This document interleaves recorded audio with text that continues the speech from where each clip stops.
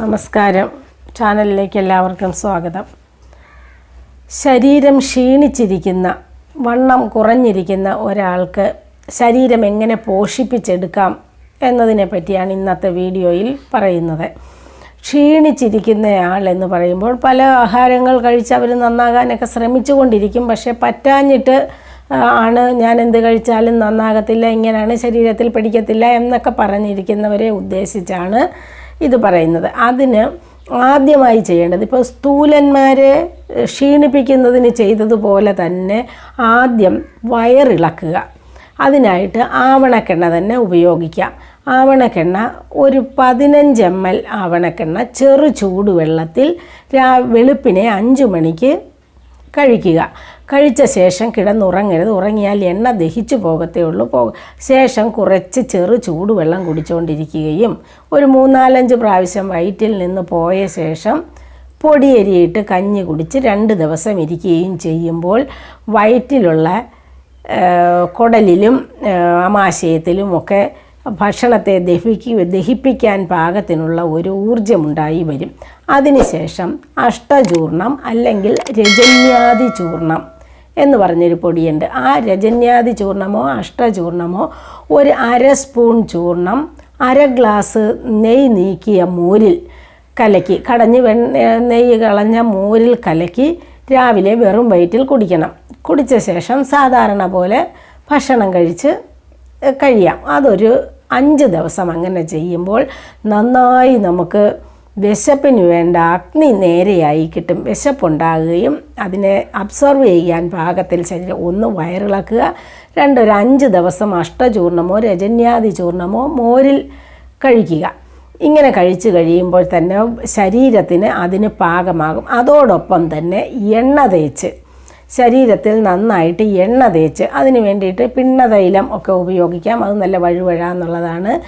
അതുപോലെ തന്നെ എന്തെങ്കിലും അസുഖം, കാലുവേദനയോ കൈവേദനയൊക്കെ ഉണ്ടെങ്കിൽ സഹചരാതി തൈലമോ അങ്ങനെയുള്ള എന്തെങ്കിലും തൈലം തന്നെ ഉപയോഗിച്ച് മേത്ത് നല്ലതുപോലെ എണ്ണ തേച്ച് ആവി പിടിക്കണം. മൊത്തം ആവി പിടിക്കണം. ഒരു കട്ടിലിലോ കയറ് കെട്ടിയ കട്ടിലിലോ വല്ലതും നമ്മൾ മൂടി പൊതച്ച് കിടന്നിട്ട് അടിയിൽ വെള്ളം തിളപ്പിച്ച് വെക്കാം. അതല്ലെങ്കിൽ നല്ലപോലെ വെള്ളം തിളപ്പിച്ച് വെച്ചിട്ട് മൂടി പൊതഞ്ഞിരുന്ന് ആവി പിടിക്കാം. ശരീരം മുഴുവൻ ആവി കൊണ്ട് നമ്മുടെ രോമകൂപങ്ങളും എല്ലാം വികസിച്ച് ആവി കൊണ്ട് നമ്മുടെ എല്ലാ ദ്വാരങ്ങളെല്ലാം തുറന്ന് നമ്മളെ ഒരു ചികിത്സയ്ക്ക് പാകമാകും വിധം ശരീരത്തെ പ്രാപ്തമാക്കണം.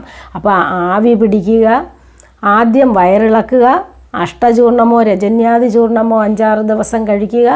അത് തുടർന്നുകൊണ്ടിരിക്കുന്നതോളം തന്നെ ആവിയും പിടിക്കുക. ആവി പിടിക്കുകയും എണ്ണ തേച്ച് കുളിക്കുകയും ഒക്കെ ഒരു 5 ദിവസം ചെയ്യുമ്പോൾ ശരീരത്തിനൊരു പാകതയുണ്ടാകും. അതിനുശേഷം നമ്മൾ വണ്ണം വയ്ക്കാൻ വേണ്ടിയാണ് കഴിക്കുന്നതെന്നുള്ള വിചാരത്തിൽ ആഹാരങ്ങൾ, ഉഴുന്ന് ചേർന്ന ആഹാരങ്ങൾ കഴിക്കാം. അതുപോലെ തന്നെ മാംസം തിന്ന് കഴിയുന്ന ജന്തുക്കളുടെ മാംസമാണ്. നമ്മൾ ചിക്കൻ കഴിച്ചതുകൊണ്ട് വണ്ണം വയ്ക്കണമെന്നില്ല. മാംസേന സദ്ഭ്യവെന്നാണ് പറയുന്നത്. മാംസം ഭക്ഷിച്ച് കഴിക്കുന്ന ജന്തുക്കളുടെ മാംസം വെച്ച് കഴിക്കുകയാണെങ്കിൽ നമുക്ക് പുഷ്ടി ഉണ്ടാകും. അധികം സസ്യാഹാരങ്ങളൊക്കെ, ഈ സസ്യാഹാരമാണ് ശരീരത്തിന് നല്ലത്. അത് ദഹിക്കുമ്പോൾ ധാരാളം നാരുകളുണ്ടാകുകയും മലം കൂടുതലുണ്ടാകുകയും അതിൽ നിന്ന് കിട്ടുന്ന സംഭരിച്ച് വെക്കേണ്ടവ കുറച്ചാകുകയും ചെയ്യുമ്പോഴാണ് ശരീരത്തിന് നല്ല ഉന്മേഷമൊക്കെ ഉണ്ടായി നല്ല ഇതാകുന്നത്. പക്ഷേ വണ്ണം വെക്കണമെന്ന ആഗ്രഹമുള്ളവർക്ക് ഈ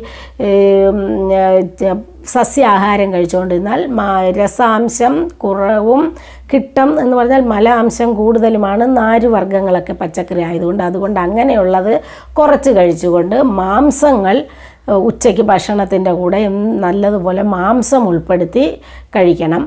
പിന്നെ പാല്, നെയ്യ് തുടങ്ങിയവയുടെ ഉപയോഗം. ഇത് സാധാരണ പോലെ എന്തും കഴിക്കുന്നവൻ വരാഹേതി, പന്നിയെപ്പോലെ തടിക്കണമെന്നാണ് പറഞ്ഞിരിക്കുന്നത്. പന്നിക്ക് തടി മാത്രമല്ല, അതിന് നല്ല ബലവുമുണ്ട്.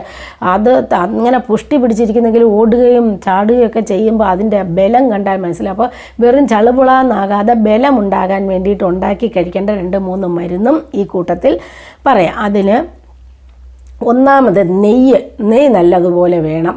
നെയ്യ് ദഹിക്കാനും മറ്റുമാണ് നമ്മൾ ആദ്യം അഷ്ടചൂർണം കഴിച്ചതിനെ ശരീരത്തെ ദീപ്തമാക്കി ആവി പിടിച്ച് ശരീരത്തെ ഇതാക്കിയൊക്കെ വെച്ചിരിക്കുന്നത് നെയ്യ് ദഹിക്കുന്നതിന് വേണ്ടിയിട്ടുള്ള ഒരു ശരീര ഇതിനെ ഒന്ന് പ്രാപ്തപ്പെടുത്തുന്നതിന് വേണ്ടിയാണ്. അപ്പം കുറച്ച് നെയ്യ് എടുത്ത് ഏത്തപ്പഴം നല്ലതുപോലെ പുഴുങ്ങി പൊടിച്ച് ഏത്തപ്പഴം എടുത്ത് വെച്ചിട്ട് അതിനകത്ത് ചീനച്ചട്ടിയിൽ നെയ്യ് ഒഴിച്ച് അല്ലെങ്കിൽ ഒരു ചെറിയ ഉരുളിയിൽ നെയ്യ് ഒഴിച്ച് നെയ്യ് തിളയ്ക്കുമ്പോൾ അതിനകത്തോട്ട് ഈ പുഴുങ്ങി പൊടിച്ച ഏത്തപ്പഴം ഇട്ട് നല്ലതുപോലെ വരട്ടി അതിനകത്ത് ചുക്കും ജീരകവും ഏലക്കയും ഇട്ട് ഇളക്കി നന്നായിട്ട് ഒരു ലേഹ്യം പോലെ തയ്യാറാക്കി വെക്കുക. അത് രാവിലെ ഭക്ഷണം കഴിയുമ്പോഴോ അല്ലെങ്കിൽ രാവിലെ എണ്ണയെല്ലാം തേച്ച് കുളിച്ച് നല്ല വൃത്തിയായിട്ടൊക്കെ ഇരിക്കുന്ന സമയത്ത് ഇതിൽ നിന്ന് നിറച്ചൊരു സ്പൂൺ കഴിക്കാം. അത് ദിവസവും കഴിക്കേണ്ടതാണ്. ഇങ്ങനെ ഉണ്ടാക്കി വെച്ചാൽ ഒരു 8-9 ദിവസമൊക്കെ ഇരിക്കും. അപ്പോൾ അതിന് ശേഷം വീണ്ടും ഉണ്ടാക്കി വെക്കണം. അപ്പോൾ അത് ഒരു സ്പൂൺ രാവിലത്തെ ഭക്ഷണത്തോടൊപ്പം, രാവിലെ ഉഴുന്ന് ചേർത്ത ഭക്ഷണം കഴിക്കണം. അതിനോടൊപ്പം തന്നെ ഇതും കഴിക്കണം. പിന്നെ ഉച്ചയ്ക്ക് മാംസാഹാരം എന്തായാലും നിർബന്ധമായിട്ടും മാംസം ചേർത്ത ആഹാരം, ചോറ് എന്താണെന്ന് വെച്ചാൽ നമ്മൾ കഴിക്കുന്നതോടെ ഒരു മാംസാഹാരം കഴിക്കണം. പിന്നെ സ്ഥിരമായി രാത്രിയിൽ കഴിക്കുന്നതിന് വേണ്ടിയിട്ട് ഒരു ലേഹ്യം പറയാം. അശ്വഗന്ധം എന്ന് പറഞ്ഞാൽ അമുക്കുരം എന്നാണ് അർത്ഥം. കുറച്ച് അമുക്കുരം നല്ല കടയിൽ നിന്ന് പഴകാത്ത അമുക്കുരം ഒരു 1/2 കിലോ അമുക്കുരം മേടിച്ചു കൊണ്ടുവരണം. അമുക്കുരം മേടിച്ചു കൊണ്ടുവന്ന് നന്നായിട്ട് കഴുകിയിട്ട് പാലിൽ ഒരു 5 ഗ്ലാസ് പാലിനകത്തോട്ട് ഈ അമുക്കുരം ഇട്ട് തിളപ്പിക്കണം. തിളച്ച് അത് ആ പാലങ്ങ് പറ്റുന്ന സമയമാകും. തിളച്ച് പറ്റുമ്പോൾ അമുക്കുരത്തിൻ്റെ വിഷാംശങ്ങളെല്ലാം, വിഷം എന്ന് പറഞ്ഞാൽ അതിലെ കട്ട ഒക്കെ പറയുന്നത് പോലുള്ളതെല്ലാം മാറി നല്ല ഉണങ്ങി കഴിയുമ്പോൾ വെയിലത്ത് ഇട്ട് പൊടിച്ചെടുക്കണം. വെയിലത്തിട്ട് നന്നായിട്ട് ഉണക്കി പൊടിച്ച് വെച്ചാൽ നല്ല വെള്ള പൊടിയാണ് അമുക്കുരം.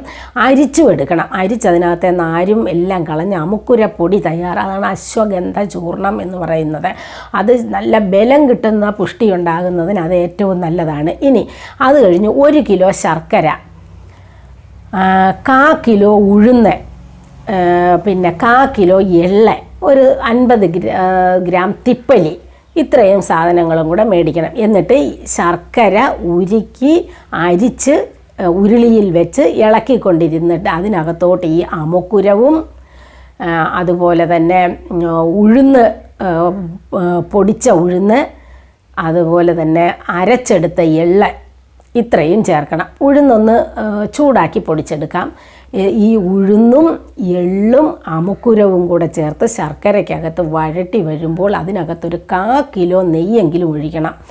എന്നാലേ ഇതെല്ലാം കുഴഞ്ഞ് ചേർന്ന് വരത്തുള്ളൂ. ഒരു 1/4 കിലോ നെയ്യും ഒഴിച്ച് അതിനകത്തോട്ട് തിപ്പലിപ്പൊടിയും ഇട്ട് കുറച്ച് ചുക്കും തിപ്പലിപ്പൊടിയും കൂടെ ചേർത്തിട്ട് നന്നായിട്ട് ഇളക്കി യോജിപ്പിച്ച് കട്ടി പിടിച്ച് പോകാതെ ലേഹ്യമാക്കി വെക്കണം. ഈ അമുക്കുരപ്പൊടിയാണ് കൂടുതൽ. ഉഴുന്നും എള്ളും അതിൻ്റെ കൂടെ അതിൻ്റെ പോഷകാംശങ്ങൾ വലിച്ചെടുക്കുന്നതിനൊക്കെ സഹായിക്കുന്ന സാധനങ്ങളാണ്. അത് നിറയെ 1 സ്പൂൺ പൊടി അത് രാത്രിയിൽ കഴിക്കണം.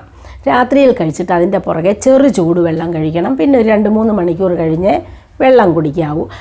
അപ്പോൾ ഇത്രയും കാര്യം സ്ഥിരമായി ഒരു മാസം ഈ ഭക്ഷണത്തോടൊപ്പം ഇത് കഴിക്കുക.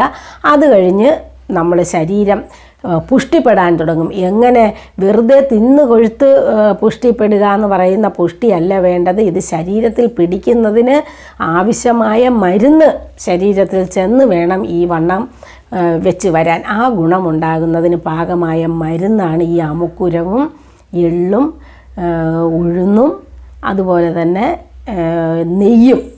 ഇത്രയും ഈ ചിട്ടയായി ഒരു മാസം ചെയ്യുകയാണെങ്കിൽ തീർച്ചയായും വണ്ണം വയ്ക്കും. അതോടൊപ്പം തന്നെ മറ്റ് ഭക്ഷണങ്ങൾ കഴിക്കാനുള്ള ആർത്തി ഉണ്ടാകും. ആഹാരം കൂടുതൽ കഴിക്കണമെന്ന് തോന്നും. അപ്പം നമ്മൾ കിട്ടുന്നത് എന്തും തിന്നും.